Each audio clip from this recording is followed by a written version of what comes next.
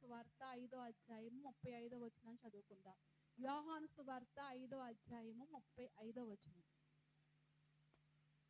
అతడు మండుచు ప్రకాశించుచున్న దీపమై ఉండెను. దేవుని స్తోత్రం. మీరు అతని వెలుగులో ఉండి చాలండి. చిన్న ప్రార్థన మరొకసారి చేసుకుని వాక్య ధ్యానంలోకి వెళదాం. పరిశుద్ధుడు అయిన తండ్రి, మీకు వందనాలయ్యా. చదవబడిన లేఖనాన్ని మీరు జ్ఞాపకం చేసుకోండి. ఈ లేఖన భాగంలో నుంచి నన్ను మమ్మల్ని దర్శించి ఈ వాక్కు ద్వారా మా హృదయాలు నింపుకుని మేము తిరిగి వెళ్ళడానికి కృపనిచ్చి మహిమ పొందమని యేసు నామములో ప్రార్థిస్తున్నాను తండ్రి, ఆమేన్. దేవుని వాక్యాన్ని కొద్ది నిమిషాలు మనం జాగ్రత్తగా విందామండి. ఎవరు కూడా అశ్రద్ధగా ఉండొద్దు. అందరం కూడా దేవుని యొక్క వాక్యంపై మనం మనసు పెడదాం. దేవుని స్తోత్రం. ఇక్కడ మరి యేసు ప్రభు కంటే ముందుగా పుట్టిన యోహాను గురించి రాయబడుతున్న మాట ఏంటంటే, అతడు మండుచు ప్రకాశించు దీపమై ఉన్నాడు. దేవుని స్తోత్రం. ఏమై ఉన్నాడంట? దీపమై ఉన్నాడు. ప్రకాశించే దీపం. ఏ దీపం? ప్రకాశించే దీపం. ఎవరు? బాప్తిసం ఇచ్చే యోహాను గురించి రాస్తున్నాడు. పరిశుద్ధ గ్రంథంలో ఏ మాట చూసినా లేకపోతే ఎవరిని గురించి చెప్పినా ఎందుకు చెప్తున్నాడు అంటే, మనము ఆ విధంగా బ్రతకాలని, ఆ విధంగా మరి మన మాదిరి, వాళ్ళ యొక్క మాదిరిలోనికి మనం వెళ్ళాలని పరిశుద్ధ గ్రంథంలో అనేకుల్ని ఏవండి మాదిరి చూపించాడు. మనం బ్రతకవలసిన వారిని మాదిరి చూపించాడు. మనము మరి అలా బ్రతకూడదన్న వారిని కూడా ఆయన ఏం చూపించాడు?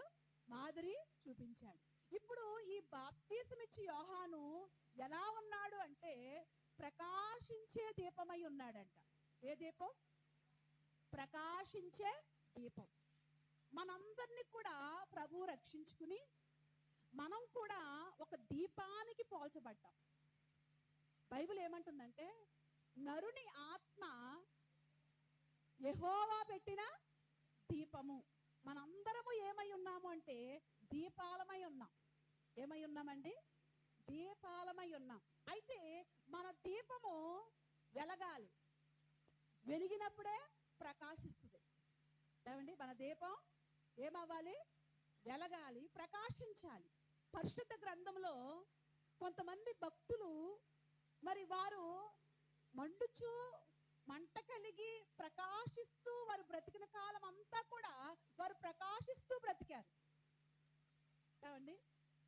కానీ కొంతమంది మండుతూ ప్రకాశించారు కానీ మధ్యలోకి వచ్చేసరికి ఆరిపోయారు. ఏమైపోయారు? ఆరిపోయారు. కొంతమంది ప్రకాశిస్తూ మండుతూ ప్రకాశిస్తూ వారు బ్రతికిన కాలం అంతా కూడా మండుతూ ప్రకాశిస్తూనే ఉన్నారు. దేవుడు స్తోత్రం. ఉదాహరణకి యోసేపు పరిశుద్ధతలో మంట కలిగిన వాడు.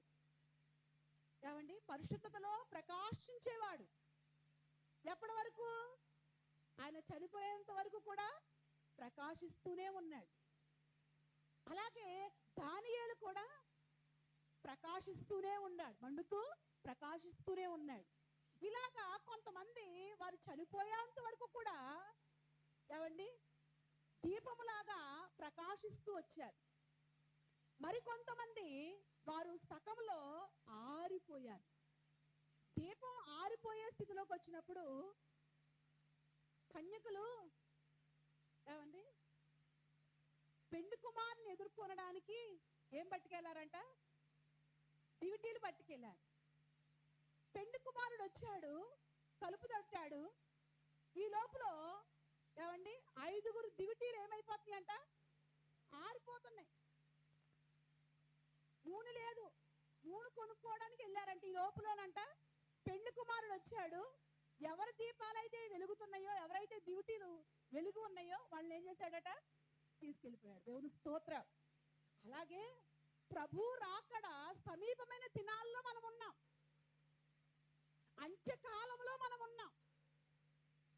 దేవుని యొక్క రాకడకు ముందుగా చెప్పిన మాటలన్నీ కూడా నెరవేర్పు మనం చూస్తున్నాం.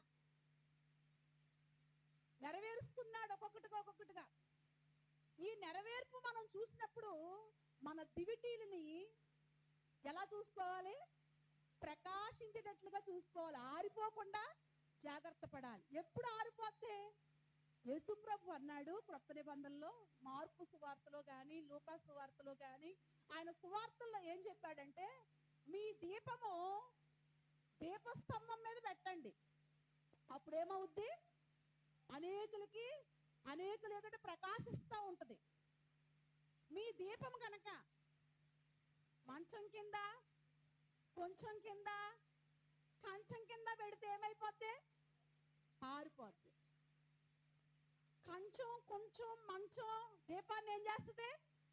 ఆర్పేస్తుంది.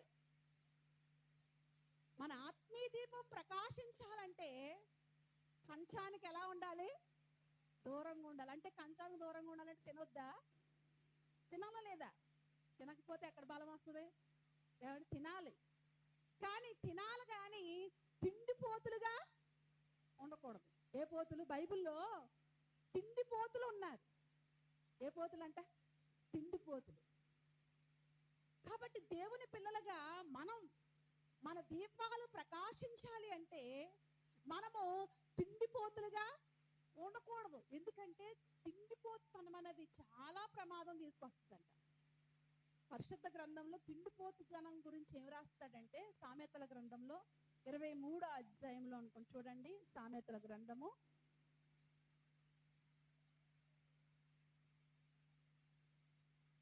23:20 చదవండి. ద్రాక్షారసము త్రాగువారితోనైనను, మాంసము హెచ్చుగా తినువారితోనైనను సహవాసము చేయకము. తాగుబోతులను, తిండిపోతులను దరిద్రులగుదురు. చూడండి, ఇక్కడ అంటాడు, మాంసము హెచ్చుగా తినువారితో ఏం చెయ్యొద్దు? సహవాసం చెయ్యొద్దు. అంటే దీని అర్థం ఏంటి అంటే, తిండిపోతులతో సహవాసం చెయ్యొద్దు. ఎందుకు అంటే, తిండిపోతుతనం అనేది మన ఆత్మీయ జీవితానికి ఆటంకం. ఏమండి, ఎప్పుడు కూడా తిండి తిండి అనుకుంటూ తిండి కొరకు మనం బ్రతకూడదు. బ్రతకటం కొరకు తినాలి. అర్థమైందన్నమాట. తిండి కొరకు ఏం చేయకూడదు? బ్రతకూడదు. ఈ తిండిపోతుతనం అనేది చింపురు గుడ్డలకు కారణమైపోద్దంట. ఏమండి, ఒక ఆయన ఉండేవాడు అంట వేల్పూర్లో. ఆయన ఎంతసేపు కూడా ఏమండి త్రాగుతూ, ఆ త్రాగుడు బాడీలో ఈక్వల్ అవ్వాలంటే అంత తినాలంట. ఏమండి, ఎంత తాగుతాడో అంత తినాలంట. తాగుడికి తిండికి చాలా లింక్ ఉంటుందంట. మనకు తెలియదు, కానీ వాళ్ళ అనుభవాలు చెప్తా ఉంటారు కొంతమంది. ఏమండి, ఒక ఆయన అలా తాగుతూ మాంసం కొట్టుకాడ ఖాతా పెట్టుకున్నాడంట. తాగేవాడు శుభ్రంగా ఏట మాసం ఆ ఖాతాదారు దగ్గరికి వెళ్ళి కొట్టమనేవాడంట, కొట్టించుకునేవాడు. వారానికి 4-5 సార్లు ఏమండి ఆ మాసంతో ఉండేవాడంట. రోజు కూడా ఆయన ఏం చేసేవాడంటే ఓటంగా కొట్టించేసేవాడంట. డబ్బులు అక్కర్లేదండి, రాసుకుంటానండి అనేవాడంట. రాసుకునేవాడంట. ఇలాగా ఏమండి సంవత్సరం అయ్యేసరికి ఏమండి అని ఆయన పేరు పిలిచి, ఏమండి మీ బిల్లు ఇంత అయిందండి అనగానే, అంత అయిపోయిందంటరా, అంత అయిపోయింది, మరి డబ్బులు ఇవ్వండి అంటే, అంత డబ్బులు లేవురా అంటే ఆయన అనేవాడంట, సర్లేండి మీరు లేకపోతే ఒక కుంచుడు భూమి రాయండి. ఆయనకి 5-6 ఎకరాలు ఉండేదంట పొలం. ఒక కుంచుడు, ఆ రోజుల్లో 2 కొంచాలు, ఎంత అయితే అంత అలా రాయించుకునేవాడంట. చివరికంటండి 6 ఎకరాల పొలం మాసం కొట్టోడికి అయిపోయింది. తిండి ఎంత ప్రమాదం తీసుకొచ్చింది చూసారా? ఏమండి, తింటాం తాగడం చాలా, తిండిలో చాలా ప్రమాదం ఉందండి. తిండే కదా అనుకుంటా. ఒక ఆయన అంట ఫంక్షన్కి వెళ్ళాడంట. ఆ ఫంక్షన్లోనంట అసలు చాలా వెరైటీలు. ఇప్పుడు ఏమండి, ఒకళ్ళని చూసి ఒకళ్ళు ఏం చేస్తున్నారు, వాడికంటే నేను ఇంకా బాగా పెట్టాలి, నేను ఇంకా వెరైటీలు పెంచాలి అన్నట్టుగా ఓ వెరైటీలు ఇలాగా పలు రకాలైన వెరైటీలతో ఒక పెళ్లి జరుగుతుందంట. ఒక ఆయన అంట, ఏమండి, మొత్తం ఎక్కడా కడుపులో వెలుతు లేకుండా తినేసాడంట. తినేసాడంట, దొరికిందే సందని తినేసాడంట. తినేసి తినగానే కడుపు ఫుల్ అయిపోయాంట. ఇంకా నానా బాధపడతా అటు ఇటు తిరుగుతున్నాడంట. ఒక ఆయన అక్కడే ఆ ఫంక్షన్లో ఇంకొక ఆయన అన్నాడంట, ఏంటి ఇలా తిరుగుతున్నావంటే, ఎక్కువ తినేసాను, కడుపంతా చాలా బరువైపోయింది అంటే ఆయన అన్నాడంట, డైజిన్ ట్యాబ్లెట్ ఉంటుంది, ఆ ట్యాబ్లెట్ వేసుకో కొంచెం అరుగుతుంది అంటుంటే ఆయన అంటున్నాడంట, ఆ ట్యాబ్లెట్ మింగడానికి కూడా చోటు లేదు, ఆ ట్యాబ్లెట్ మింగి చోటు ఉంటే ఇంకా కొంచెం తిన్నును. ఏంటంటే ఆ ట్యాబ్లెట్ కడుపులో ఏం లేదంట, ట్యాబ్లెట్ కూడా చోటు లేదంట, చోటు ఉంటేనంట ఇంకా కొంచెం తిందుదంట. ఇలాగా చాలా మంది ఏమండి తిండి తిండి తిండి. యెషయా గ్రంథంలో ఏమంటాడంటే 56వ అధ్యాయం 10వ వచనం చదవండి. యెషయా గ్రంథం 56:10. వారి కాపరులు ఏమండి గ్రుడ్డివారు, అదే ఆవిడ చదివిదే 56:10 చదవండి. వారి కాపరులు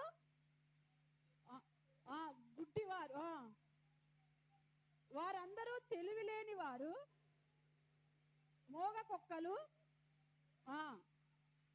కలవరించు నిద్రాశక్తులు, కుక్కలు తిండికి ఆతురపడినట్లుగా ఎంత తినిననో వాటికి ఏం లేదంట. ఎవరి గురించి రాస్తున్నాడు ఇక్కడ? సేవకుల గురించి రాస్తున్నాడు. సేవకుల గురించి, బోధకుల గురించి, అంటే మా గురించి రాస్తున్నాడు ఇక్కడ. ఈ రోజున సేవకులు కూడా బోధకులు కూడా ఎలా ఉన్నారంట? తిండికి కుక్క ఆతురపడినట్లుగా ఆతురపడుతున్నారంట. బోధించేవారు కూడా తిండి తిండి అనుకోకూడదు. ఏమైనా అంతే, మా గురించి ఏం స్పెషల్ ఉండదు ఇక్కడ. ఏమండి, దేవుని దృష్టిలో అందరం సమానమే. దేవుని స్తోత్రం. ఏమండి, కాబట్టి ఇక్కడ అంటున్నాడు, తిండికై ఆత్రపడు. ఆ మాట మన 10వ వచనం మన చదవండి. కుక్కలు తిండికి, కుక్కలు ఏం చేస్తాయంట? తిండికి ఏం చేస్తాయి? ఆత్రపడిపోతాయి అంట. అంటే చూడండి, కుక్కలకి భోజనం పెట్టినప్పుడు గబ గబ గబ గబ అవసరం లేకపోయినా ఏం చేస్తాయంట? తినేస్తాయంట. తినేసి పక్కకెళ్ళి ఏం చేస్తాయంట? కక్కేసుకుంటాయంట. ఏం చేస్తాయంటండి? కక్కేసుకుని మళ్ళా తినేస్తాయంట. ఇదే తిండి తిండంట. అలా ఉండొద్దు అంటున్నాడు. నిజమే, సేవకులు కూడా, బోధించే వాళ్ళు కూడా తిండి విషయంలో జాగ్రత్త లేక ఎన్నో ప్రమాదాలు తెచ్చుకుంటూ ఉన్నారు. ఒక ఆయనంట, ఒక పేద కుటుంబం అంట. ఆ పేద కుటుంబంలో ఏమండి చిన్న పిల్లోడు, ఆ రోజుల్లో కోడిగుడ్డు తెచ్చుకోవాలంటే చాలా కష్టం ఆ రోజులు. ఏమండి, మా చిన్నప్పుడు కూడా మా అమ్మగారు కోడిగుడ్డు వండితే నాకు సగం, మా తమ్ముడు సగం వేసేది, గుడ్డు వేసేది కాదు. ఏమండి, సగమే ఆ రోజుల్లో. అలాంటి రోజులు. ఇప్పుడు ఈ పిల్లోడంట, అమ్మ కోడిగుడ్డు వండు, గుడ్డు కూర వండు అని ఏడుస్తున్నాడు, పేచీ పెడుతున్నాడంట. వండుతాను రా బాబు అని. ఏమండి, వారం రోజులు వాయిదా వేసిందంట.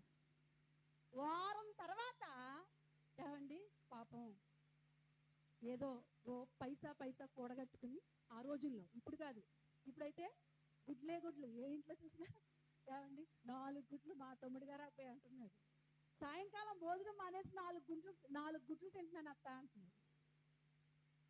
ఏమండి, ఇప్పుడైతే గుడ్లు కొరతలేదు. అప్పట్లో అయితే చాలా ఏమంటే కష్టం. ఆ రోజుల్లోనంట గుడ్డు తెచ్చిందంట. 2 అన్నదమ్ములు, చిన్న చిన్న పిల్లలంట. వాళ్ళంట పిల్లలంట ఆ గుడ్డు తేవడం చూసి ఎంత సంబరపడిపోయారంట. స్కూల్కి వెళ్ళినప్పుడు గొంతులేసుకుంటా, అమ్మ ఇవాళ మధ్యాహ్నానికి గుడ్డు కూర అంటూ ఏమండి సంతోషంతో స్కూల్కి వెళ్ళిపోయారు. మధ్యాహ్నం ఆ రోజుల్లో బాక్సులు ఉండే కదా, మధ్యాహ్నం మళ్ళీ ఇంటికి భోజనానికి వచ్చేసేవారు. ఈ గుడ్డు కూర అనే సంబరంతో ఎవరి స్కూల్కి వెళ్ళారు. ఈ లోపల ఆ మధ్యాహ్నం సమయానికి ఓ పాస్టర్ గారు వెళ్ళాడంట ఇంటికి. ఏమండి ఒక పాస్టర్ గారు వెళ్ళారంట. వెళ్ళగానే ఈయన చాలా మరి ప్రేమ కలిగిన ఆమె కాబట్టి ఆ పాస్టర్ గారు నన్నంటే, ఏమండి భోజనం చేసి వెళ్ళండి, పేద కుటుంబం, భోజనం చేసి వెళ్ళండి అన్నాడు. సరేనమ్మా అనుకుని ఏమండి ఆ భోజనానికి కూర్చున్నాడు. ఈ లోపల గిన్నెలో కంట 2 గుడ్లు కూడా పెట్టిందంట. 2 గుడ్లు పెట్టి ఆ కూర అక్కడ పెట్టిందంట. ఈయన ఏం చేశాడంటే ఓ గుడ్డు వేసుకున్నాడు. అది తినేసి మళ్ళీ ఆ గుడ్డు కూడా వేసేసుకున్నాడు. ఆ 2 గుడ్లు తినేసాడు. పాపం మధ్యాహ్నం అంట పిల్లలంట ఈరోజు గుడ్డు కూర అది తినేసి వెళ్ళిపోయాడు. ప్రార్థన చేసి ఏదో వెళ్ళిపోయాడు. ఏమండి ఈ పిల్లలు 1 గంటకు వచ్చారంట. గుడ్డు కూర అనుకుని వచ్చారు. ఈ లోపల గుడ్లు లేవాడు, దాంట్లో ఊడిపోయి ఉందంట. అమ్మ గుడ్లేయి అంటే, లేదు బాబు పాస్టర్ గారు వచ్చారు. చిన్న పిల్లలు అంటారు, పాస్టర్ గారు వచ్చారు బాబు అది పెట్టేశారు. 2 గుడ్లు తినేశారా అన్నాడంట. 2 గుడ్లు పెట్టాను బాబు తిన్నారు అంటే, అప్పటి కాంచి ఆ పుట్ట పిల్లలంట ఇదిగో 2 గుడ్లు తినేసిన అంకులు ఈయనే, మన 2 గుడ్లు కూడా తినేసిన అంకులు ఈయనే అంటూ ఆ 2 గుడ్లు తిన్న ఆ జ్ఞాపకం అంట వాళ్ళకి చాలా కాలం వరకు పోలేదంట. ఏమంటే తిండి విషయంలో దేవుని బిడ్డలు ఎప్పుడు కూడా ఎలా ఉండాలి, లిమిట్. ఊరికనే వస్తుంది కదా అంటే మన ప్రాంతం ఎలాంటిదంటే ఊరికనే వస్తే పెనాయిలు కూడా తాగేసేది, అలాంటి పరిస్థితులు లోకంలో. కానీ దేవుని పిల్లలుగా జ్ఞానం, తిండి విషయంలో మన జ్ఞానం వాక్యం నేర్పిస్తుంది మనకి. దేవుని స్తోత్రం. ఈ జ్ఞానం లోకంలో దొరకకపోవచ్చు, కానీ దేవుని వాక్యం నీకు నేర్పిస్తుంది. దేవుని వాక్యంలో నువ్వు ఎలా తినాలో నేర్పిస్తుందండి. పౌలు ఏమంటాడో తెలుసా? పౌలు గారు అంటాడు, కొరింథీయులకు రాసిన పత్రిక, కొరింథీయులకు రాసిన 2వ పత్రిక 11వ అధ్యాయం 27. పిల్లలు ఎవరైనా ఒకవేళ కుర్చీలు ఖాళీ లేకపోతే పిల్లల్ని కింద కూర్చోబెట్టి మరి పెద్దోళ్ళకి ఇవ్వండి. 2వ కొరింథీయులకు రాసిన పత్రిక 11వ అధ్యాయము 27వ వచనం. ప్రయాసముతోనూ కష్టములతోనూ తరచుగా జాగరణలతోనూ ఆకలి దప్పులతోనూ తరచుగా ఉపవాసములతోనూ. చూడండి ఇక్కడ పౌలు గారు అనుభవం రాస్తున్నాడు. ఏమండి తరచుగా ఆకలి దప్పులు ఎప్పుడు అంటే ఏమండి ఆహారం దొరకని ఆ క్లిష్ట పరిస్థితుల్లో ఆకలి దప్పులు. ఇక్కడ మళ్ళా అంటాడు కదా తరచుగా ఉపవాసములోను. దేవుని స్తోత్రం. దేవుని బిడ్డలకి తరచు ఏం కలిగి ఉండాలి? మనం ఉపవాసం. మన దీపం ప్రకాశించాలంటే కనీసం వారానికి ఒక రోజైనా ఏముండాలి? ఉపవాసం ఉండాలి. ఒక పూటైనా కనీసం ఉపవాసం ఉండాలి. పగల కుదరపోతే పగల మేము పని చేసుకుంటున్నామండి అన్నావా, రాత్రుండు. ఏమండి పగలో రాత్రో మొత్తానికి వారంలో ఒక పూట ఏముండడం నేర్చుకోవాలి? ఉపవాసం ఉండాలి. ఆకలిని చంపుకుని వారంలో ఒక రోజు ఉపవాసం ఉండి ఏం చేయాలి? కొంతమంది ఉపవాసం ఉంటారు కానీ ఏం చేస్తారు?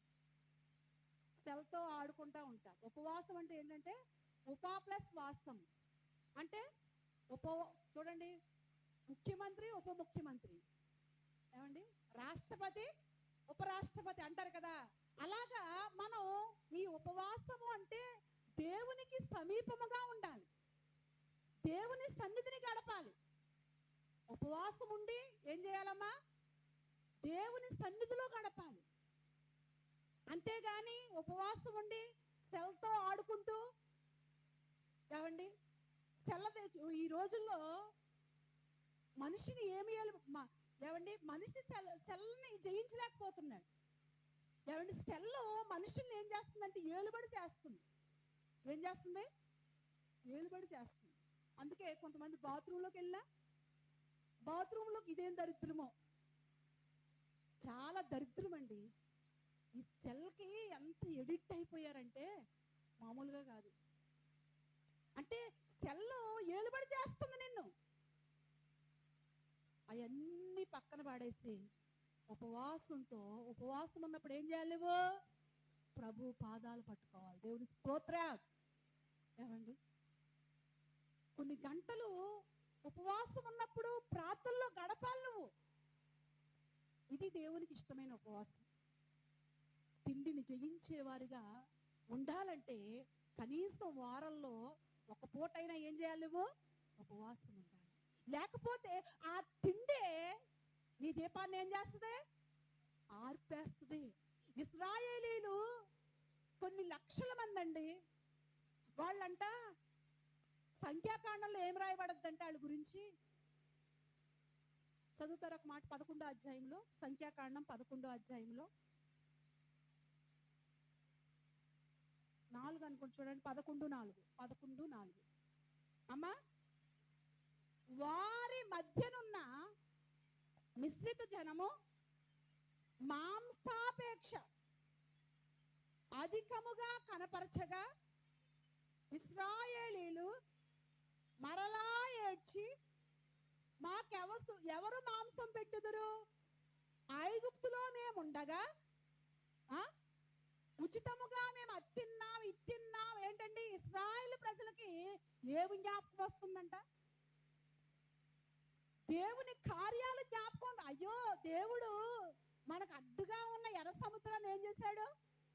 అసలు ఎర్ర సముద్రం పాయలంటే అది చూసిన వాళ్ళు ఎంత కృతజ్ఞత కలిగి ఉండాలండి. ఎర్ర సముద్రం పాయలు పడడం అంటే మాటలతో చెప్పేదా? ఎంత అద్భుత కార్యం అది, ఎంత ఆశ్చర్య కార్యం అది. కానీ అవి జ్ఞాపకం రావట్లేదు. ఏమండి దేవుడు చేసిన కార్యాలు జ్ఞాపకం రావట్లేదు. దేవుడు చేసిన అద్భుతాల వరకు జ్ఞాపకం రావట్లేదు. మరి ఏం జ్ఞాపకం వస్తుందంట? ఏమండి ఐగుప్తులో ఉండగా మేము ఉచితంగా అత్తిన్నాం ఇత్తిన్నాం గొప్పలో. ఏమండి కొంతమందికి అంట మింగడానికి మెతకలేకపోయిన మీసాలకి సంపెంగ నూనె అన్నట్టు కొంతమంది గొప్పలకు పోతూ ఉంటారు. వీళ్ళు కూడా గొప్ప చెప్తూ. అసలు ఐగుప్తుల పరిస్థితి ఏంటి? బానిస బ్రతుకు. సరిగా ఏమండి తిండిచ్చేవారు కాదు, సరిగా నిద్రపోనిచ్చేవారు కాదు, రకరకాలుగా వేదనలు పెట్టేవారు. కానీ దేవుడు వాళ్ళ బాధను చూసి, వారి యొక్క పరిస్థితిని చూసి వారి కొరకు దిగి వచ్చిన దేవుడు. వారు నశించిపోకుండా ఐగుప్తులోకి మళ్ళా లాక్కి వెళ్లకుండా వారి ముందు ఎర్ర సముద్రాన్ని 2 పాయలుగా చేసిన దేవుడు. బండలో నుంచి నీళ్లు ఇచ్చిన దేవుడు. చేదుతో ఉన్న నీళ్లను మధురముగా మార్చిన దేవుడు. వారి కొరకు మన్నాను కురిపించిన దేవుడు. కానీ ఇవన్నీ జ్ఞాపకం వస్తాయి వాళ్ళకి. ఏం జ్ఞాపకం వస్తుందంట? తిండే జ్ఞాపకం వస్తుందంట. నిజమే. కొంతమందికి అంట ఫిలిప్పీలు రాసిన పత్రిక 3:14 చదవండి. ఫిలిప్పీలు రాసిన పత్రిక 3:18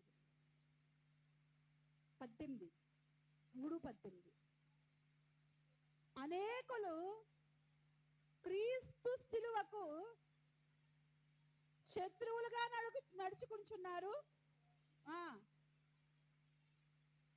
మీతో అనేక పర్యాయములు చెప్పి ఇప్పుడును ఏడ్చుచూ చెప్పుచున్నాను, నాశనమే వారి అంతము, కడుపే వారికి దేవుడు. నిజమే. కొంతమందికి ఏంటంటే దేవుడు కడుపే దేవుడు అంట. కడుపే. ఏమండి ఈ కడుపే దేవుడు అన్నారు వారికి నాశనమే వారి అంతము. కడుపును చంపుకుని ఒక పూట ఉపవాసం ఉండడం తెలియదు చాలా మందికి. ఏమండి ఉపవాస ప్రార్థనలో ఎంతో శక్తి దాగి ఉన్నది. ఏమండి ఉపవాస ప్రార్థన ఎన్నో అద్భుతాలు చేసింది బైబిల్లో. మన కుటుంబాల కొరకు, సంఘాల కొరకు, నశించిపోతున్న ఆత్మల కొరకు. ఏమండి ఉపవాసము అనేది చాలా ప్రాముఖ్యం. ఏమండి, కడుపే దేవుడు అన్నట్టుగా బతకూడదు. తిండి కొరకు దేవుని ఆశీర్వాదాన్ని పోగొట్టుకోకూడదు. జ్యేష్ఠత్వం అనే ఆశీర్వాదాన్ని ఇచ్చాడు ఎవరికి? ఏశావుకి. కానీ తిండి కొరకు దాన్ని ఏం చేశాడట? అమ్మేసుకున్నాడు. ఏలీ కుమారులు ఉన్నారు బైబిల్లో. ఏలీ గొప్ప దైవజనుడే, కానీ కుమారులంట తిండిని బట్టి దేవునికి అసహ్యాన్ని పుట్టించారంట, దేవునికి కోపాన్ని పుట్టించారంట. కాబట్టి దేవుని బిడ్డలుగా ఏమండి, తిండి కొరకు ఎప్పుడు కూడా బ్రతకూడదు. మనం తిండి విషయంలో చాలా జాగ్రత్త కలిగి ఉండాలి. ఎందుకంటే బైబిల్ ఏమంటుందంటే, ఆయన రాకడ కంట తిండి వలన, మత్తు వలన, ఇక విచారాల వలన హృదయం ఎలా మారిపోద్దంట? మందంగా అయిపోద్దండి. కాబట్టి మీరు మెలకు కలిగి ఉండండి. తిండి చాలా ప్రమాదంలోకి తీసుకెళ్ళిపోతా ఉంటుంది. బైబిల్లో తిండి వల్ల చాలా ప్రమాదానికి గురైపోయారు. మన ఆత్మదీపం ఆరిపోకుండా ఉండాలంటే తిండి విషయంలో మనం ఎలా ఉండాలమ్మా? జాగ్రత్తగా ఉండాలి. ఏది తినాలో అదే తినాలి. ఏమండి, మన తిండి ఒక మెడిసిన్లా ఉండాలి. అప్పుడు ఏమండి, మనం రోగాలకు ఎలా ఉంటాం? దూరంగా ఉంటాం. ఆరోగ్యము, ఆయుష్ అనేది దేవుడిచ్చేది. కానీ దేవుడు మనకు జ్ఞానం ఇచ్చాడు. కాబట్టి మనం తినే విషయంలో కూడా ఎంత ఏది తినాలో అదే తిన్నప్పుడు ఎన్నో రోగాలకే దూరంగా ఉంటాం. దేవుని స్తోత్రం. ఏమండి, కాబట్టి దేవుని బిడ్డలుగా తిండిపోతులుగా ఉండకూడదు. ఆ కంచం కింద నీ దీపం పెడితే ఏమైపోద్ది? ఆరిపోద్ది. కాబట్టి నువ్వు కంచం కింద దీపం పెట్టద్దు. రెండోదిగా కొంచెం కింద పెట్టద్దు. ఎక్కడ పెట్టకూడదమ్మా? కొంచెం అంటే ఏంటి? వ్యాపారం. ఏంటమ్మా? వ్యాపారం. ఏమండి, వ్యాపారము అంటే కొలతలు. ఏంటంట? కొలత. మొట్టమొదటగా దేవుడు మనం చేసే భక్తిని కొలుస్తాడు.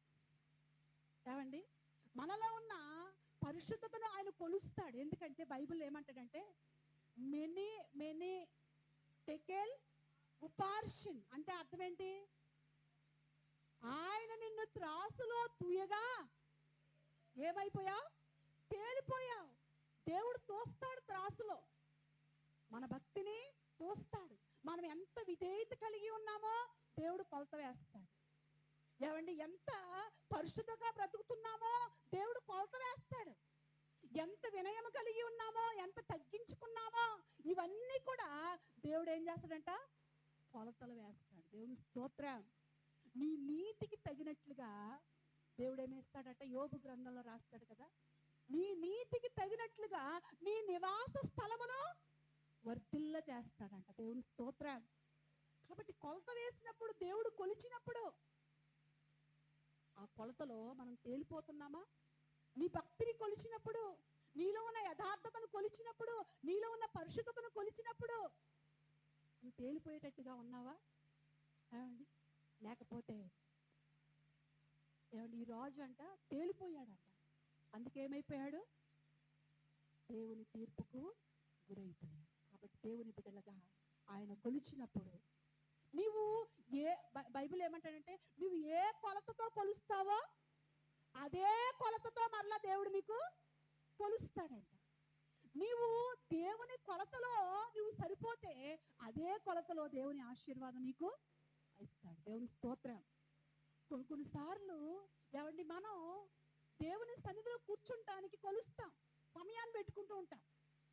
ఏమండి, కొంచెం ఆ సమయం ఎక్కువైంది అంటే కనుక ఏమవుతుంది? ఓ సిరబుర్ర. కొంచెం సమయం దాటిందంటే కళ్ళుగాళ్ళు పిల్లేదా అంటారు కదా, అలాంటి వచ్చేస్తాం. అదే ఎల్లమ్మ పుల్లమ్మ సోది చెప్పుకోమంటే సోది దగ్గర ఎన్ని గంటలున్నా, గంట అయిపోయినా 2 గంటలు అయిపోయినా ఈ సోదికి రాదు కంగారి. ఈ సోదికి తొందర ఉండదు. ఏమండి, చెప్పుకున్నా టైం చూసుకుంటాం. అప్పుడు టైం చూసుకోం. ఏమండి? కానీ దేవుని సన్నిధిలో మాత్రం, దేవుని సన్నిధిలో మనం ఎప్పుడు కూడా అపరిమితిగా ఉండాలి. మన మాటలు పరిమితంగా ఉండాలి. ఏమండి? మన సోది పరిమితంగా ఉండాలి, కానీ మన భక్తి అపరిమితంగా ఉండాలి. దేవుని స్తోత్రం. కానీ ఏది అపరిమితంగా ఉంటుంది ఇప్పుడు? ఏమండి? రివర్స్. దేవుని రాకడ సమీపం ఉంది, జాగ్రత్త. ఆయన రాబోతున్నాడు కాబట్టి ఆయన కొలిచినప్పుడు నువ్వు తేలిపోయే భక్తిలో ఉన్నావా, లేకపోతే ఏమండి బలా అనిపించుకున్నట్లుగా ఉన్నావా? వ్యాపారము, ఏమండి కొంచెము అంటే వ్యాపారం అనుకున్నాం కదా. బైబిల్ ఏమంటుందంటే యాకోబు రాసిన పత్రికలో 3వ అధ్యాయంలో అనుకుంటా, నేడైనను రేపైనను, ఎన్నో అధ్యాయం చదవండి అది, ఎన్నో అధ్యాయం?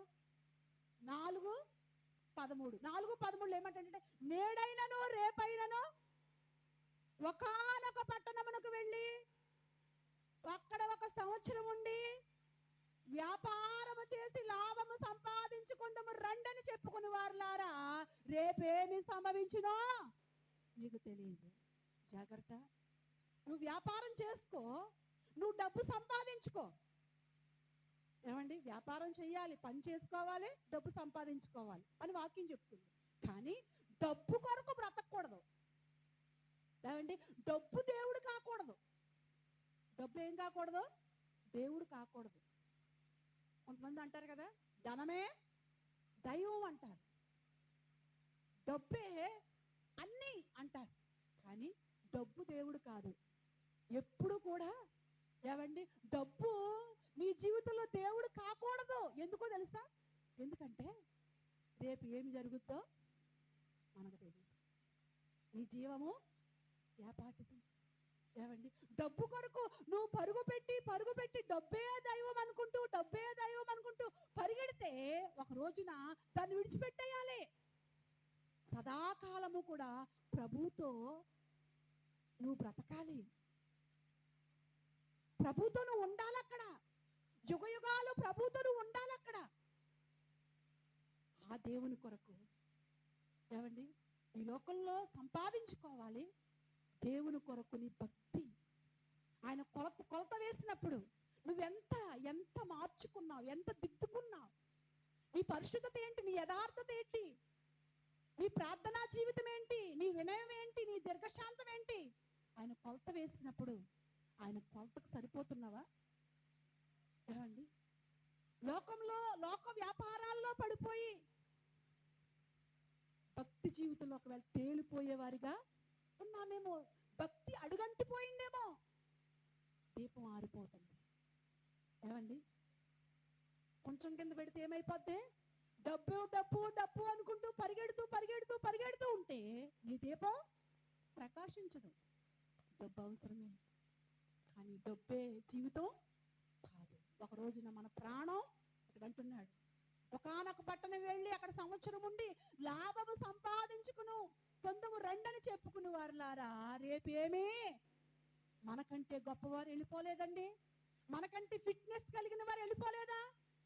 ఎన్ని జాగ్రత్తలు తీసుకుని ఎంత ఫిట్నెస్ గా బాడీని కాపాడుకుంటూ ఎన్నో జాగ్రత్తలు తీసుకున్న వాళ్ళు వెళ్ళిపోలేదా? మన జీవితానికి ఏమి లేదు, గ్యారంటీ లేదు. మన కాళ్ళకి వేసుకునే చెప్పులకి గ్యారంటీ ఉండొచ్చు, కానీ మన జీవితానికి ఏం లేదమ్మా, గ్యారంటీ లేదు. నేను బాడీ టెస్ట్లో చేయించుకున్నానండి, అంతా నార్మల్ అండి, నేను ఒక 100 సంవత్సరాలు బతుకుతానని చెప్పుకుంటామా? చెప్పుకోలేము. ఏం జరుగుతుందో తెలియదు, ఏ క్షణాన్ని ఏం జరుగుతుందో మనకి తెలియదు. మనం నిన్నటి వారము, త్రాసు మీద ఎగిలిపోయే ధూళి లాంటి వారము, చేద మీద జారిపోయే బిందువులు లాంటి వారము, గడ్డి పువ్వు లాంటి వారము. కాబట్టి జాగ్రత్త. వ్యాపారమే, నీ ఉద్యోగమే దేవుడు అనుకుంటూ దేవుడికి ఇచ్చే సమయం ఇవ్వకుండా ఒకవేళ పరుగు పెడుతున్నావేమో ఒకరోజు దాన్ని విడిచిపెట్టేయాలి. ఇక్కడ ఎంత ఉన్నా కానీ విడిచిపెట్టేయాలి. కానీ నువ్వు చేసుకోవాల్సింది చేసుకుంటూ, ఏమండి దేవుని కొరకు బ్రతికినప్పుడు ఆ కొలమానానికి నువ్వేమవుతావు? దేవుడేసే కొలమానికకు నువ్వు సరిపోతావు. దేవుని స్తోత్రం. ఏమండి? ఒకటి ఎక్కడ పెట్టకూడదు? కంచం కింద పెట్టకూడదు. రెండోదిగా ఏమండి, కొంచెం కింద పెట్టకూడదు. మూడోదిగా మంచం కింద పెట్టకూడదు. మంచం అంటే ఏంటి? నిద్ర, సోమరితనం. ఏంటంట? సోమరితనం. బైబిల్ అంటాడు కదా, సోమరి ఎక్కడికి వెళ్ళు? చీమల యొద్దకు వెళ్ళు. దేవుడు ఆదామును అవ్వను సృష్టించిన తర్వాత దేవుడు అన్నాడు కదా, అక్కడ సోమరిగా పెట్టలేదు వాళ్ళని. తోటను సేద్యం చేయండి, పని అప్పగించాడు. అక్కడ సోమరులను ఎప్పుడు కూడా దేవుడు కోరుకోడు. ఏమంటే దేవుడు ఎవరిని కోరుకుంటాడు అంటే పని కలిగిన వాళ్ళనే. సోమరులుగా మనం ఎప్పుడు ఉండకూడదు. బైబిల్ గ్రంథంలో 5 ఇచ్చాడంట తలాంతులు, 2 ఇచ్చాడంట, 1 ఇచ్చాడంట. 5 ఇచ్చిన వాడు ఏం చేశాడట? 5కు 5 సంపాదించాడంట. 2 ఇచ్చిన వాడు 2కి 2 సంపాదించాడు. 1 ఇచ్చిన వాడు ఏం చేశాడమ్మా? భూమిలో పాతిపెట్టి. అప్పుడు యజమానుడు వచ్చాడంట. యజమానుడు వచ్చి ఏమన్నాడు? 5 ఇచ్చిన వాడిని అన్నాడు, బల నమ్మకమైన మంచి దాసుడు, ఈ 10 పట్టణాలని నువ్వు ఏలుకో. 2 ఇచ్చిన వాడిని ఏమన్నాడు? బల మంచి దాసుడా, ఇదిగో నువ్వు ఈ పట్టణాలని ఏలుకోవాలి. 1 ఇచ్చిన వాడిని ఏమన్నాడు అక్కడ? సోమరి అయినా అన్నాడు అక్కడ, సోమరి అయినా చెడ్డదాసుడా, సోమరి అయిన చెడ్డదాసుడా. కాబట్టి దేవుని పిల్లలండి, సోమరులుగా ఉండకూడదు. ఎలా ఉండకూడదు? సోమరులుగా ఉండకూడదు. మంచం సోమరితనంలోనికి నడిపిస్తుంది. ఏమండి, ఎప్పుడూ కూడా సోమరులకి దేవుడు ఏ బాధ్యత అప్పగించడు. ఏమండి, అందుకే బైబిల్లో అంటాడు, చురుకుగా నుండుట గొప్ప భాగ్యం అంట. దేవుని స్తోత్రం. దేవుని బిడ్డలు ఎప్పుడు కూడా సోమరులుగా మంచానికి పరిమితం అయిపోయినట్టుగా ఉండకూడదు. ఈ సోమరితనం వల్ల చాలా అనర్థాలు వస్తాయి. ఈ సోమరితనము, ఈ బద్ధకము అనేది చాలా ప్రమాదం. బైబిల్ ఏమంటాడంటే, తిమోతికి పౌలు గారు రాస్తూ, ఇదిగో కొంతమంది బద్ధకస్తులుగా ఉన్నారు, సోమరితనంతో ఉన్నారు, కాబట్టి వాళ్ళని హెచ్చరించు. ఏమని హెచ్చరించాలి అంటే, చదవండి ఇప్పుడు 2 తిమోతికి రాసిన పత్రిక 5వ అధ్యాయము 13వ వచనం చదవండి. 2 తిమోతి వచ్చుచున్నప్పుడు, 1 తిమోతి చూడండి, 1 తిమోతి 5:13.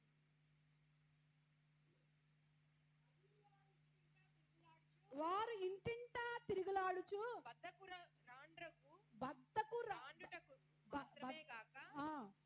బద్ధకు రాండ్రగుటకే కాక ఆడరాని మాటలాడుచు వదరబోతులను పరుల జోలికి పోవువారును అవుటకును.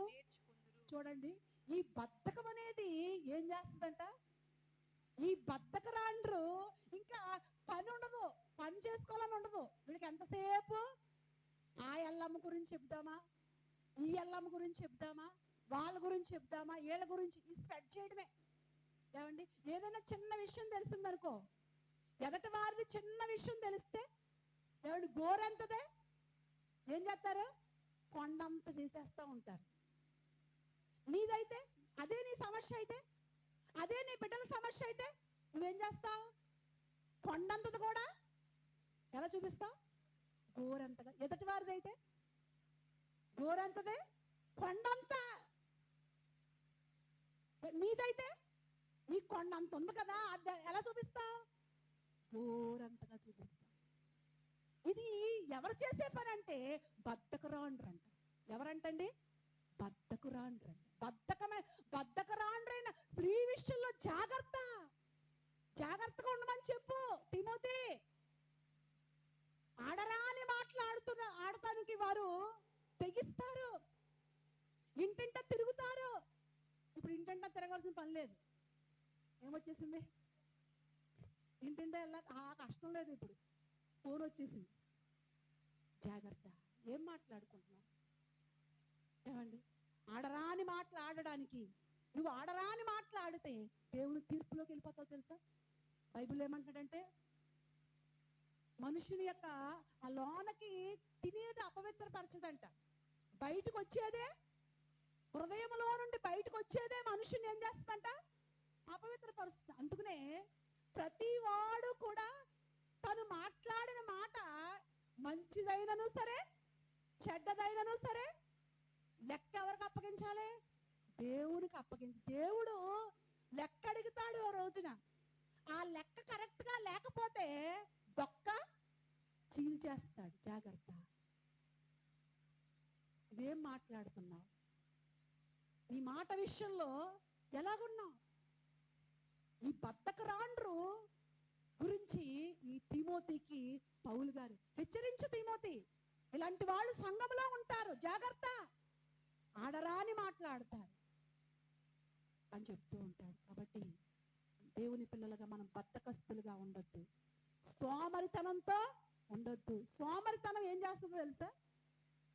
చదవండి 26వ అధ్యాయం సామెతల గ్రంథం 13వ వచనం. సామెతల గ్రంథం 26:13. సోమరి దారిలో సింహం ఉన్నది, వీధిలో సింహం ఉన్నది. ఏవండి? ఉతక మీద తలుపు తిరుగును, సోమరి తన పడక మీద తిరుగుతాడంట. చూడండి, ఈ సోమరిలో ఉన్న ఇంకో లక్షణం ఏంటంటే, మొదటి లక్షణం ఏవండి, ఆడరాని మాట్లాడుతూ కొండాలు చెప్తూ ఎదుటి వారిని ఏవండి అవమానపరచడానికి మాట్లాడుతూ ఉంటారు. ఒకటి. రెండోది ఏంటంటే, ఈ సోమరిలో ఉన్న రెండో పని ఏంటంటే, వీధిలో సింహం ఉన్నది, దారిలో సింహం ఉన్నది అంటాడంట. సింహాలు ఎక్కడ ఉంటాయండి? వీధిలో ఉంటాయా, దారిలో ఉంటాయా? ఎక్కడ ఉంటాయి? అరణ్యంలో ఉంటాయి. కానీ వీడేం చెప్తాడు? వీధిలో ఉంది, అది కరెక్టే. వీధిలో సింహం ఉంటుందా? దారిలో సింహం ఉంటుందా? సింహం ఎక్కడ ఉంటుంది?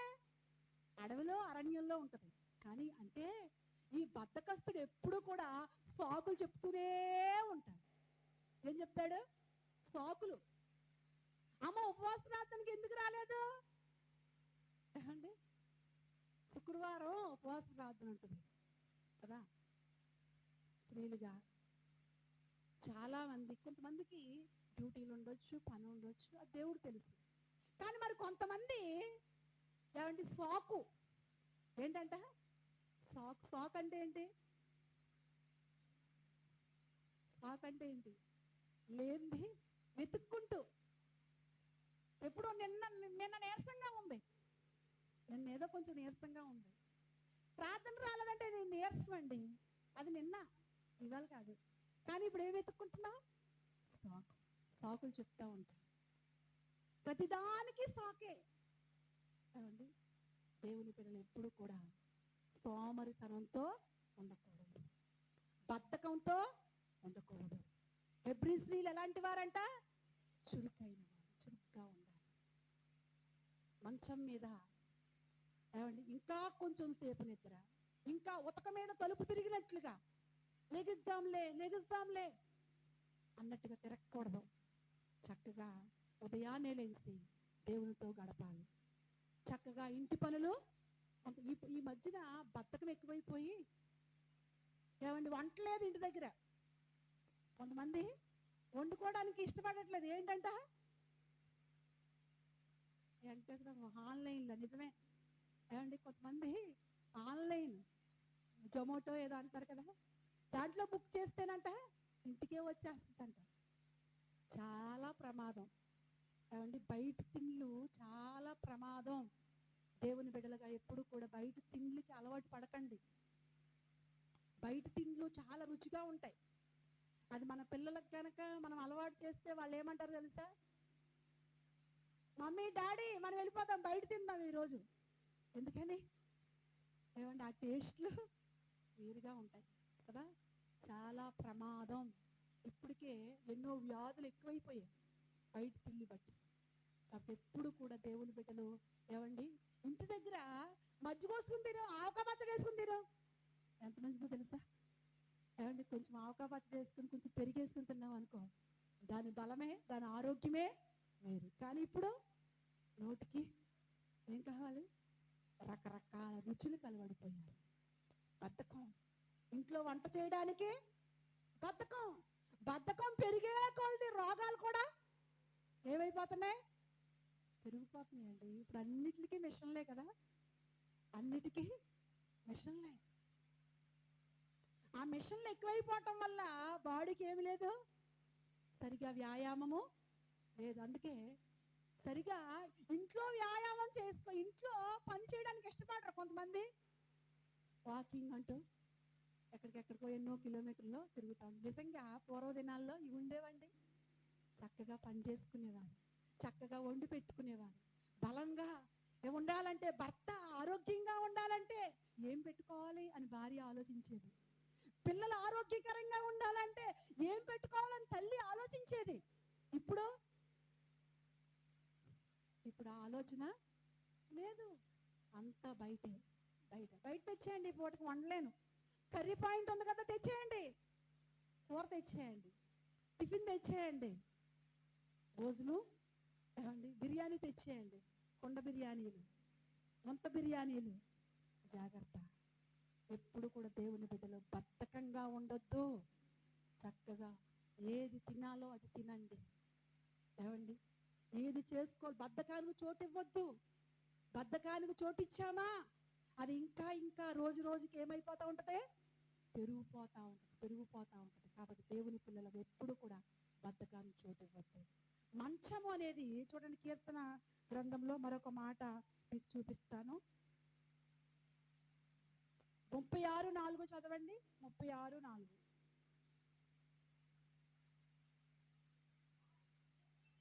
వాడు మంచము మీదనే పాప యోచనలను యోచిస్తూ వాడు కాని నడతలు మంచం మీదనే. ఏ ఆలోచనలంట? పాప యోచనలు. అంటే పాపపు ఆలోచనలు ఎక్కడ నుండి వస్తున్నాయంట? మంచం మీద. కొంతమంది దుప్పడ కప్పేసుకుని, మంచం మీద దుప్పడ కప్పేసుకుని సెల్లో కళ్ళు ముందు పెట్టుకుని ఏమండి చూడరానివన్నీ చూసేస్తే, ఆ చూడరానివన్నీ చూస్తే హృదయంలోకి ఏమొస్తాయి? ఏ ఆలోచనలు వస్తాయండి? పిచ్చోళ్ళు అయిపోతున్నారు పిల్లలు, తెలుసా? పిచ్చోళ్ళు. నేను అలాంటి వాళ్ళని నేను చూశాను కన్నులారా. ఏమండి పిచ్చి పట్టేసింది అన్ని చూసేసి ఒక అమ్మాయికి పాప సూర్యరాజు గారు హాస్పిటల్ తీసుకెళ్ళారు. చాలా బాధ. చిన్న పిల్లలండి, 7th క్లాస్ 6th క్లాస్. అసలు నిజంగా చాలా భయంకరమైన పరిస్థితులు. అందుకే పిల్లల విషయంలో జాగ్రత్త. ఇష్టం వచ్చినట్లుగా సెల్ ఫోన్లు ఇచ్చేసి ఒక రూమ్లో ఏమండి పూర్వం అంట ఒకే గదిలో బిడ్డల దగ్గర పడుకేసుకుని చూసుకునేవారు, వాళ్ళ పరిస్థితిని చూసుకునేవారు. కానీ ఇప్పుడు నీకో రూము అంటే వాడు ఏం చేస్తున్నాడు? చక్కగా స్వేచ్ఛ దొరికి దుప్పటి కప్పుకొని, దుప్పటి కూడా కప్పుకోక్కలేదు కదా స్వేచ్ఛగా ఉంటే. చాలా పాడైపోతున్నారండి. ముఖ్యంగా పిల్లలు, యవ్వనస్తులు సెల్ల విషయంలో జాగ్రత్త. తల్లిదండ్రులు జాగ్రత్త. ఎప్పుడు కూడా మా బిడ్డలు చాలా మంచోళ్ళని మోసపోకండి. వారి వయసు దృష్టిలో పెట్టుకో. చూడరానివి చూస్తే ఇప్పుడు వయసుతో నిమిత్తం కూడా లేదు. జాగ్రత్త. పూర్వం అంటే 10 మంది పిల్లలున్నా పెంచడం చాలా తేలిగ్గా పెంచేసేవారండి. కానీ ఇప్పుడు ఒక్కడనే. అందుకనే అంటాడు ఒక్కడు ముద్దు ఇద్దరొద్దు. ఎందుకంటే వాళ్ళని అలా మన హానోక్ గారు అంటారు, అయ్యో బాబోయ్ ఈ రోజుల్లో పిల్లలు పెంచడం చాలా కష్టమండి. మా పిల్లలను ఒకరిని పాస్టర్ గారికి ఇచ్చేస్తామంటా ఉంటారు జోక్గా. దేవుని స్తోత్రం, హల్లెలూయా. ఏమండి నిజమే. పిల్లల విషయంలో జాగ్రత్త. పిల్లలు, యవనస్తులు ఏమండి బద్ధకంగా ఉంటే వాళ్ళు ఏ విధంగా కూడా ఏమండి చదువులో బద్ధకంగా ఉన్నారనుకోండి, వాళ్ళు రాణించగలరా? ఎక్కడొస్తాయి మార్కులు? ఏమండి మార్కులు వస్తాయా? చదివితేనే మార్కులు వస్తాయి. అంతేగాని పెన్నుకి పేపర్కి ప్రార్థన చేస్తే మార్కులు రావు. చదవాలి, కష్టపడి చదువుకోవాలి. బద్ధకంగా ఉంటే మంచి ఫ్యూచర్ పొందలేరు. బద్ధకంగా ఉంటే ఏ ఆశీర్వాదము ఉండదు. బద్ధకంగా ఉండడం వల్ల, సోమరితనంతో ఉండడం వల్ల, అమ్నోను సోమరితనంతో ఉన్నాడు, బద్ధకంతో ఉన్నాడు. కాబట్టి ఆయనకి ఏ ఆలోచన వచ్చినాయి? చెల్లి లేదు, తల్లి లేదు, పిల్ల లేదు అనే ఆలోచన వచ్చింది వాడికి. కాబట్టి సోమరితనంతో ఉండద్దు. యోనా అంట అడుగు భాగానికి వెళ్ళిపోయి పోయి నిద్రపోతా. నీకేమొచ్చింది? నిద్రపోతులుగా ఉంటున్నామా? బద్ధకంగా ఉంటున్నామా? జాగ్రత్త, నీ దీపం ఏమైపోద్ది? కనుకనే నీ దీపం ఎక్కడ ఉండాలంట? దీపస్తంభం మీద ఉండాలి. దేవుని స్తోత్రం. ముగింపు మాటలు చూసుకుంటాం. మన దీపం ఎక్కడ ఉండాలమ్మా? దీపస్తంభం మీద ఉండాలి. దీపస్తంభము అనగా సంఘము. ఏమండి? దీపస్తంభం ఏంటి? సంఘం. సంఘములో నీవు ఒక ప్రకాశించే జ్యోతిగాను ఉండాలి. దేవుని స్తోత్రం. ఎలా ఉండాలి? నువ్వు సంఘంలో ఒక ప్రకాశించే జ్యోతిగాను ఉండాలి. ఎందుకు అంటే సంఘము పెండ్లి కుమార్తె. ఆయన పెండ్లి కుమారుడుగా రాబోతున్నాడు. పెండ్లి కుమారుడుగా రాబోతున్న ఆయన కొరకు మనం ఏం చేయాలి? పెండ్లి కుమార్తెగా చూడండి. పెండ్లి కుమారుడు కొరకు పెండ్లి కుమార్తె ఏమవుద్ది? సిద్ధపడతా ఉంటుంది. ఏమండి? పూర్వ దినాల్లో అయితే ఇంటికాడ సిద్ధపడేవారు. ఇప్పుడు ఆ కష్టం లేదు. ఎక్కడిప్పుడు? ఎక్కడ? పెండ్లి కుమార్తెను సిద్ధపరచడానికి బ్యూటీ పార్లర్. అలాగే సంఘం కూడా ఒక బ్యూటీ పార్లర్ లాంటిది ఆధ్యాత్మికంగా. దేవుని స్తోత్రం. ఏమండి? మనం చక్కగా సంఘంలో వరుడి కొరకు ఏం చేయాలి? మనం సిద్ధపడాలి. దేవుని స్తోత్రం. సిద్ధపడాలి. ఎక్కడ సరి చేసుకోవాలో, ఎక్కడ మార్పు చెందాలో, ఎక్కడ మనం ఏది విడిచిపెట్టాలో ఇవన్నీ కూడా సంఘంలో మనం నేర్చుకుంటూ సిద్ధపడుతూ ఎవరి కొరకు? పెండ్లి కుమారుని కొరకు. ఎవరి కొరకమ్మా? పెండ్లి కుమారుని కొరకు సిద్ధపడాలి. ఇక్కడ సిద్ధపడుతుంది. ఏమండి? మనమే దేవుని వాక్యం ద్వారా పరిశుద్ధాత్ముడు మనల్ని సిద్ధపరుస్తూ ఉంటాడు. అందుకనే పెండ్లి కుమార్తెన ఈ వధువు సంఘము, మనందరం కూడా ఈ వధువు సంఘములో ఎలా ఉండాలి తెలుసా? ఒక దీపములా ప్రకాశించాలి. సంఘంలో ఎలా ఉండాలో చివరి మాట చూసుకుని ప్రార్థన చేసుకుందాం. రోమీయులకు రాసిన పత్రిక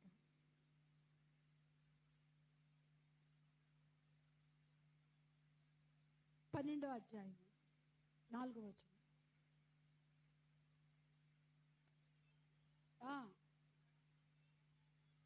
ఒక్క శరీరములో అనేక అవయవములు ఉన్నట్టుగా ఎలాగుండదో అనేకులమైన మనము క్రీస్తులో ఒక్క శరీరముగా ఉండి. దేవుని స్తోత్రం. హల్లెలూయా. ఇక్కడ చూసినట్లు ఇక్కడ ఏమంటాడంటే సంఘము క్రీస్తు శరీరము. కాబట్టి ఈ శరీరములో చూడండి, మన శరీరము అనేక అవయవాలతో ఎలాగైతే మిళితమై ఉందో, మన శరీరంలో ఎన్ని అవయవాలు ఉన్నాయి? చాలా అవయవాలు ఉన్నాయి కదా. కాళ్ళు, చేతులు, కళ్ళు, ముక్కు, నోరు, ఎన్నో అవయవాలు. బయటికి కనిపించే అవయవాలు, బయటికి కనిపించని అవయవాలు. అయితే ప్రతి అవయవము కూడా దాని పని ఏం చేస్తుందట? నెరవేరుస్తూ ఉంది. దేవుని స్తోత్రం. ఇప్పుడు చెయ్యి ఉందనుకోండి, చెయ్యి పని ఏం చేయాలి? చెయ్యి నెరవేర్చాలి. చెయ్యి ఈ కదులుతూ ఉండాలి. కళ్ళు ఉన్నాయి అనుకోండి, కంటి పని కన్ను చేస్తూ ఉండాలి. కాళ్ళు ఉన్నాయి అనుకోండి, కాళ్ళు పని కాళ్ళు చేస్తూ ఉండాలి.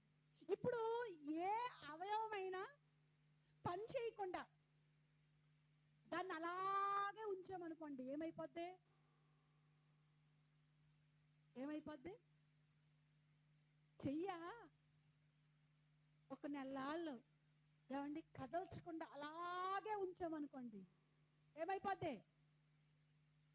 ఇంకా పనిచేయదు. ఇంకా ఏమండి చీకటి గదిలో ఒక 7 రోజులు పగలు రాత్రి అలాగే కళ్ళు మూసుకున్నాం అనుకోండి, ఇంక బయటికి కళ్ళు తెరుద్దామన్నా ఏమండి కళ్ళు ఇంకా తెరవవు. ఇంకా ఒక అవయవాన్ని మనం వాడలేదనుకోండి, ఉపయోగించలేదనుకోండి,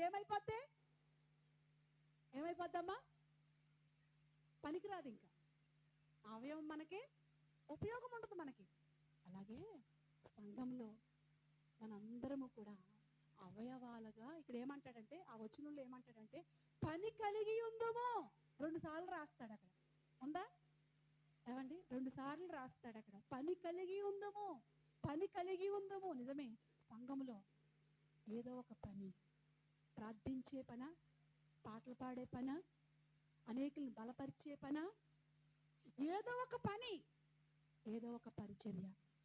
ఏమండి? సంఘంలో ఎప్పుడైతే సంఘములో పని పరిచర్య కలిగి ఉంటామో అప్పుడు లోకానికి మనం దూరం అవుతా ఉంటాం. సంఘ పరిచర్యలో ఉన్నప్పుడు ఏమండి, లోకం మనలో నుంచి ఏమవుతా ఉంటది?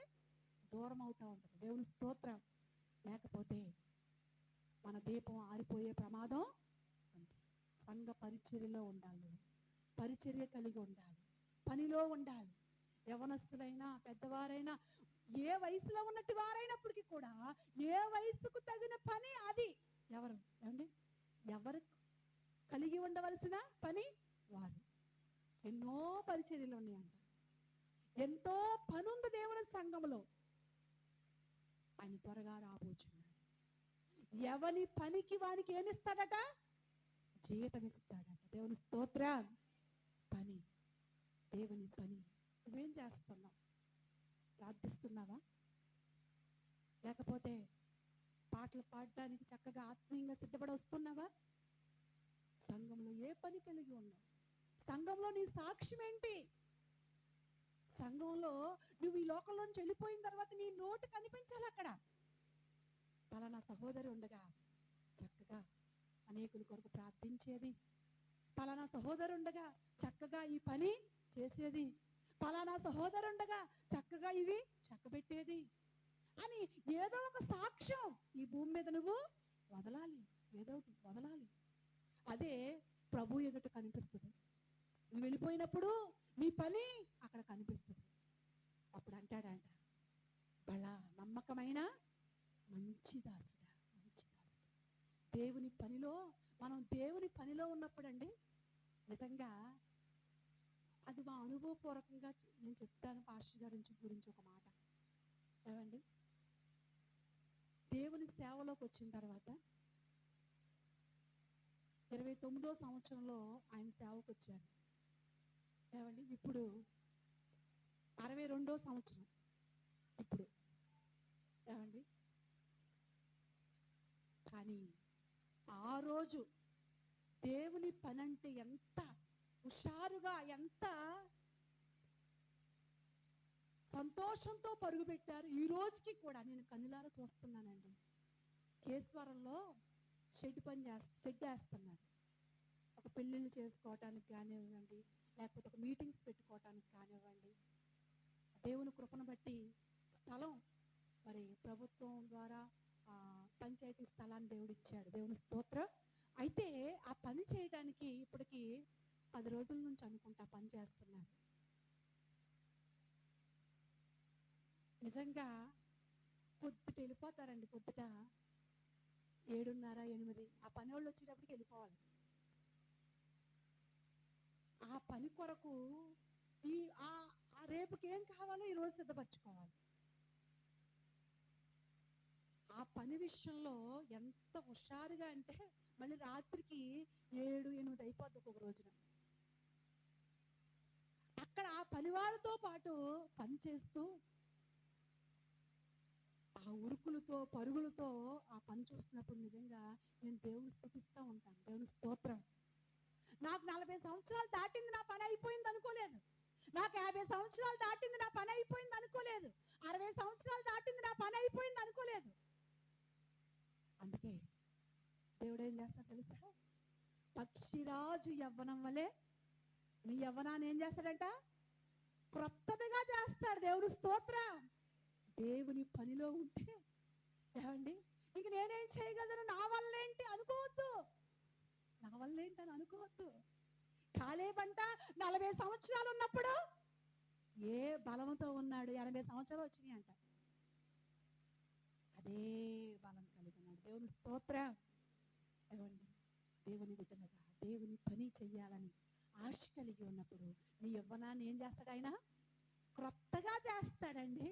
లేకపోతే ఇప్పుడు 40 సంవత్సరాలు రాగానే ఉసురు బుసురు ఉసురు బుసురు అంటే 30 సంవత్సరాలు దాటుతుంటేనే దేవుని పనిలో ఉండు, దేవుని కొరకు ఏదో ఒకటి చేయి. దేవుడు నిన్ను నూతన పరుస్తాడు, నీ యవ్వనాన్ని నూతన పరుస్తాడు, నీ దీపాన్ని ప్రకాశింపజేస్తాడు. ఇక్కడ బహుమానం పొందుకుంటావు, దానికంటే రూరింతలు పరలోకంలో బహుమతి పొందుకుంటావు. లేకపోతే ఒట్టి చేతులతో అక్కడికి మనం వెళితే, ఏ పని లేకుండా దేవుని రాజ్యం వెళ్తే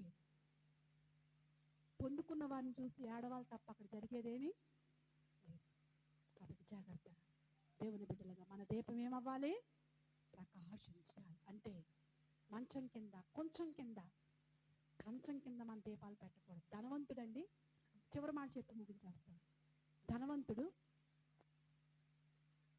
బైబిల్లో ధనవంతుడు ఉన్నాడు, నరకానికి వెళ్ళాడు. ఎందుకని?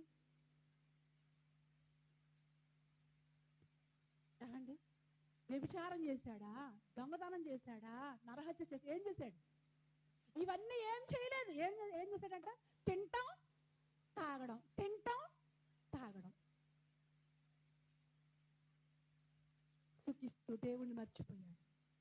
దేవుడనే మాట లేదు, అందుకే నరకానికి వెళ్ళాడు. కాబట్టి ఈ లోకంలో తిండిని మత్తును జయిద్దాం.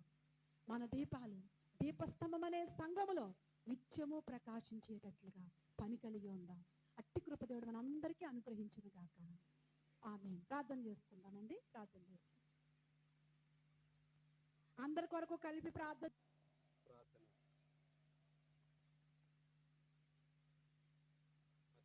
మహాపరిశుద్ధుడైన మా తండ్రి, పరలోకమున్న మా ప్రభువా, యేసయ్య వందనాలు, స్తోత్రాలు తండ్రి.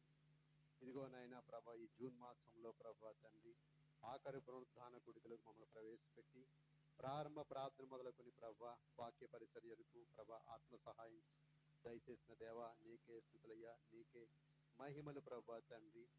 అతడు మండుస్తున్న ప్రకాశిస్తున్న దీపమై ఉండెను అని మూలవాక్యం ద్వారా మాతో మాట్లాడుతూ వచ్చారు ప్రభా తండ్రి. అవును ప్రభా తండ్రి, యోహాను ప్రభా తండ్రి మండుసున్న ప్రకాశమైన దీపమలే ప్రభా తన సాక్ష్యాన్ని కొనసాగించాడు ప్రభా తండ్రి. అయ్యా ప్రభా, నీ బిడ్డమైన మేము ప్రభా తండ్రి అయ్యా అనేక విషయాల్లో ప్రభా ఎక్కడ తప్పిపోతున్నామో సూటిగా స్పష్టంగా మాతో మాట్లాడుతూ వచ్చారు దేవా. నీకు వందనాలు, స్తోత్రాలు తండ్రి.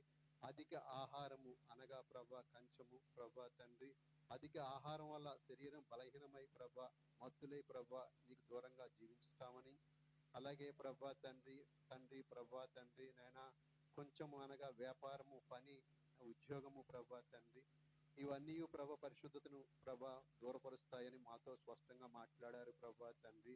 అయ్యా అయ్యా నీకే వందనాలు, స్తోత్రాలు తండ్రి. మంచము అనగా అధిక నిద్ర ప్రభా తండ్రి, అయ్యా సోమరితనాన్ని గుర్తు చేశారు ప్రభా తండ్రి. అయ్యా నీకు వందనాలు, స్తోత్రాలు తండ్రి. ఆనాడు ఇజ్రాయేలు ప్రజలు ప్రభా తండ్రి అధిక ఆహారము తెలుసు ప్రభా తండ్రి, మన్నాను కురిపించినా గాని ప్రభా అయ్యా పరిశుద్ధతను పోగొట్టుకున్నారు ప్రభా తండ్రి. అందుకే అధిక సంవత్సరాలు ప్రభా తండ్రి నాయనా ప్రభా అనుకున్న ప్రదేశానికి చేరలేకపోయారు ప్రభా. నీకు వందనాలు, స్తోత్రాలు తండ్రి. అయ్యా ప్రభా నీకే స్తుతులయ్యా, నీకే మహిమలు ప్రభా తండ్రి. అయ్యా ప్రభా ఇదిగో నాయనా ప్రభా తండ్రి వెలిగించు దీపం వల్లే ప్రభా మా ఆత్మను సిద్ధపరిచే విధముగా మమ్మల్ని నడిపించండి ప్రభా తండ్రి.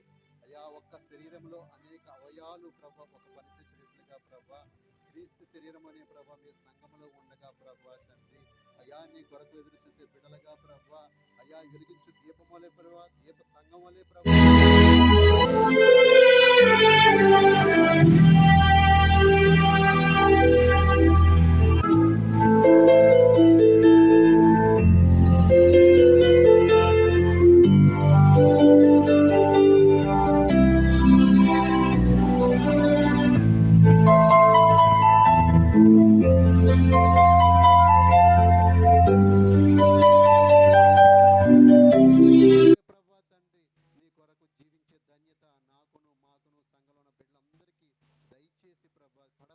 సాక్షిగా కొనసాగే కృప నాకును మాకును అందరికి దయచేయమని యేసు పరిశుద్ధ నామమున అడిగి వేడుకుంటున్నాను పరమ తండ్రి.